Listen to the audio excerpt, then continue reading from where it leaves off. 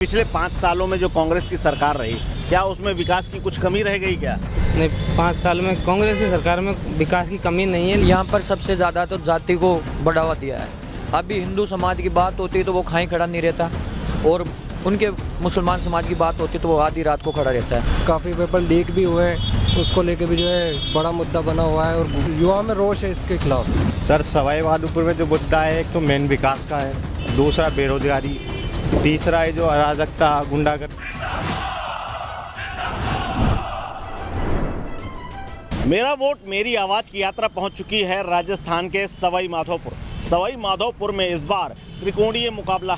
दरअसल बीजेपी के लिए एक मुश्किल यहाँ खड़ी हो गई, क्योंकि एक बागी आशा मीणा ने यहाँ पर निर्दलीय प्रत्याशी बनते हुए दावा ठोक दिया है, जिसके बाद किरोड़ी लाल मीणा, जो कि यहाँ के सांसद भी हैं और बड़े नेता हैं, उनके सामने मुश्किल खड़ी हो गई। हालांकि उन्होंने माफ़ी मांगी है, लेकिन फिर भी उन्होंने अपना पर्चा वापस नहीं लिया है। इसके अलावा अगर कांग्रेस की बात करें तो इस बार दानिश अबरार यहाँ से दावा ठोक रहे हैं। मुकाबला बेहद दिलचस्प है और आप मेरे पीछे देख सकते हैं, यह हमीर चौक है जहाँ पर मैं खड़ा हूँ, और यहाँ पर मैं लोगों से बात करूँगा कि इस बार सवाई माधोपुर के क्या मुद्दे हैं, किन मुद्दों को लेकर यहाँ पर अब वोटिंग होने जा रही है, किस वजह से इस बार युवा किसको चुनने जा रहा है। इस बार आप ये बताओ, इस बार सवाई माधोपुर की जो लोग हैं और जो युवा हैं वो किस मुद्दे को लेकर के वोट करने जा रहे हैं और क्या वजह है? जी सर, इस बार जो है सवाई माधोपुर में जो वोटिंग होगी वो सर एक तो थोड़ा विकास के ऊपर होगी सर, क्योंकि विकास जो है पहले से काफ़ी कुछ बदलाव आया है, और जो है थोड़ा बहुत जो काम भी हुआ है पहले से काफ़ी जो है सवाई माधोपुर में। और इसके अलावा थोड़ा बहुत रोज़गार का जो मुद्दा है उसकी जो कमी है सवाई माधोपुर के अंदर, तो उसका थोड़ा वो रहेगा सर। अच्छा, इस बार क्या युवाओं के बीच में ऐसी भी चर्चा है जो रीट के एग्ज़ाम वगैरह और जो इन सब की भर्तियों को लेकर के जो तमाम आरोप प्रत्यारोप और घपले घोटाले और भर्तियों को लेकर के, क्या ये भी मुद्दा है इस बार युवाओं के बीच? जी बिल्कुल, युवाओं के बीच यही असल मुद्दा है सर। बिल्कुल, भर्तियों को लेकर जो है कांग्रेस में हुआ है, जैसे कि काफ़ी पेपर लीक भी हुए हैं, उसको लेके भी जो है बड़ा मुद्दा बना हुआ है, और जैसे कि घोटाले भी हुए हैं सर, बड़े बड़े जो है जो आरपीएससी अध्यक्ष है वो भी जो है, हाँ, उनका जो हाथ रहा है उसमें। तो ये युवा में रोष है इसके खिलाफ, क्योंकि सर भर्तियाँ जो है वैसे टाइम से आती नहीं है और उसमें भी काफ़ी टाइम लग जाता है। अच्छा, इस बार क्या मुद्दा है सवाई माधोपुर में? इस बार किस बात को लेकर के वोट करने जा रहे हैं आप लोग? सर, सवाई माधोपुर में जो मुद्दा है, एक तो मेन विकास का है, दूसरा बेरोजगारी, तीसरा है जो अराजकता, गुंडागर्दी, ये जो बड़ी है उस पर हम वोट करने जा रहे हैं। अच्छा, यहाँ इस बार मतलब आप कहना चाह रहे हैं कि जो रोज़गार के जो वादे हैं, जो महंगाई है और जो इसके अलावा जो यहाँ पर अपराध है, उसको लेकर के करने जा रहे हैं? जी सर, बिल्कुल। बेरोजगारी गहलोत सरकार के आने के बाद जितनी बड़ी है, आज आप युवा देखो, घर से बाहर रह के तैयारी करता है, पैसा लगाता है, माँ बाप कैसे पैसे कमाते हैं, और जब एग्ज़ाम दे के आता है घर आने से पहले पेपर लीक हो जाता है, और सरकार के कुछ नुमाइंदे उनकी सिफारिश करते हैं, और बलात्कार जैसी घटना। आज जो मंत्री है वो विधानसभा में ये कहते हैं कि मर्दों का प्रदेश है। शर्म आनी चाहिए ऐसे मंत्रियों को ऐसे बोलते हुए। माताएं बहनें की इज्जत सरेआम लुट रही है। अभी ज़्यादा दूर की बात नहीं है, दौसा में, लालसोट में 4 साल की बच्ची साथ रेप हुआ, तो खाते सरकार कोई नहीं। आदरणीय डॉक्टर साहब ने जाके वहाँ पे काम किया है, सरकार लोगों को न्याय दिलाया है, सड़कों पर उतरे, भ्रष्टाचार को उजागर किया है, बहुत से काम किए उन्होंने। और दूसरा ये है कि पेपर लीक, ये बहुत बड़ी समस्या है। आज हम भी स्टूडेंट हैं, यहाँ पढ़ने वाले बहुत स्टूडेंट हैं, तो मेन समस्या सर वही है। और हम तो चाहते हैं कि सरकार जाए, भाजपा आए। अच्छा, नई सरकार आप सर।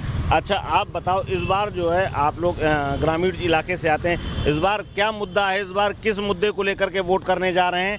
क्या पिछले 5 सालों में कुछ काम हुआ है ग्रामीण इलाकों में, और सवाई माधोपुर की क्या जनता सोचती है इस बार?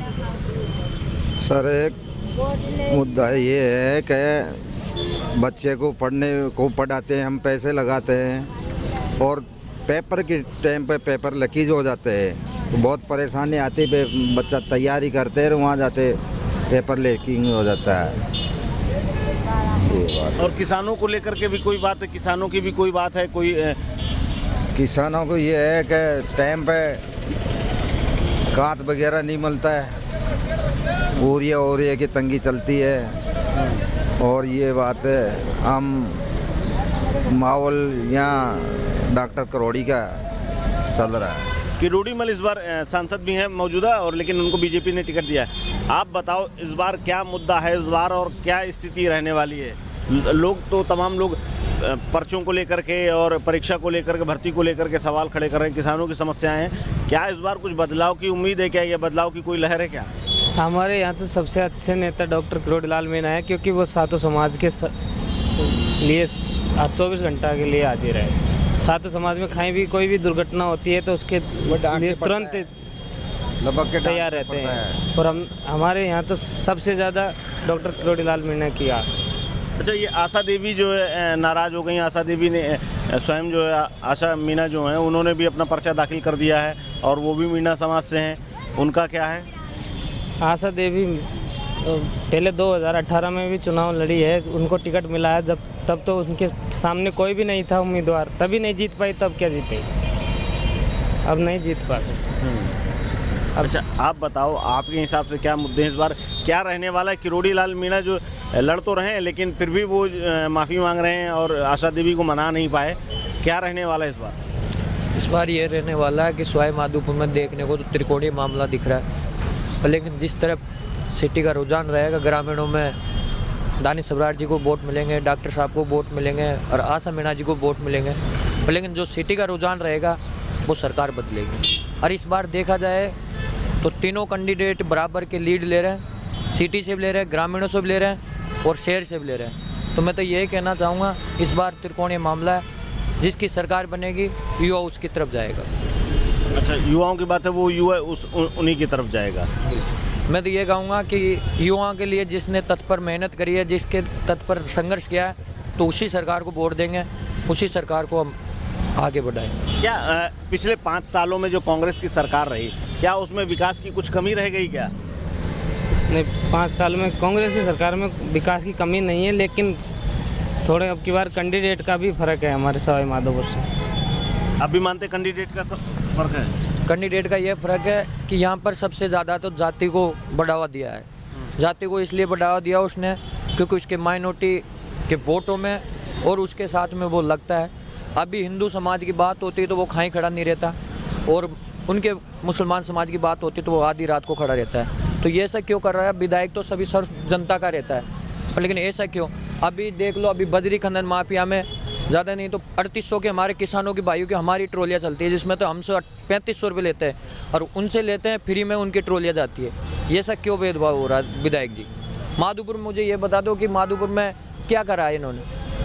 ये बात कर रहे हैं ट्रॉली वाली, ये सही है? हाँ, बिल्कुल सही है। क्यों ये ट्रॉली वाली जो बात कर रहे हैं वो सही है? ये सही है ये बात। भाई हम ट्रैक्टर चलाते हैं, हमको पता रहता है इस माधोपुर में हमारे ट्रैक्टर चलते हैं, तो हमसे तो 3500 रुपये लेते हैं रवाना, उनकी फ्री ट्रैक्टर जाते हैं। उनके दिन दहाड़े बजरी के इस नाके पे होकर निकल जाते हैं, हमारे कोई से नाके में निकल जाए। हमारे पकड़ा में आते हैं तो 2.5 लाख का चालान होता है, उनका 2 मिनट में ट्रैक्टर छूट जाता है। ये सब विधायक जी क्यों कर रहे हैं हमारे साथ? अच्छा, दानिश अबरार की बात कर रहे हैं आप, जो कांग्रेस के विधायक दानिश अबरार यहाँ से विधायक हैं और इस बार भी चुनाव लड़ रहे हैं। उनके ऊपर ये बहुत गंभीर आरोप है कि जो खनन होता है उस खनन में उनके लोगों से मतलब क्या है? उनके मतलब ये लोगों से ये है कि उनको जो पैसा आता है वो एक बार में इकट्ठा करके दे देते हैं, जो पैसा नहीं देता उनके ट्रैक्टर बंद करवा देते हैं। तो हमको ज़्यादा प्रेशर ये लगवाते हैं कि थाने में अगर किसी ने उनके खिलाफ बोल दिया कुछ तो 2 मिनट में जाके पुलिस पकड़ लेती है, 10 मिनट में उनको पकड़ के थाने में बंद करवा देते हैं, उनकी कुटाई करते हैं, उनकी वीडियो देखते हैं, उनके सारे काम कारनामे देखते हैं। उसके बाद में दानिश अबरार जी खुश होते हैं,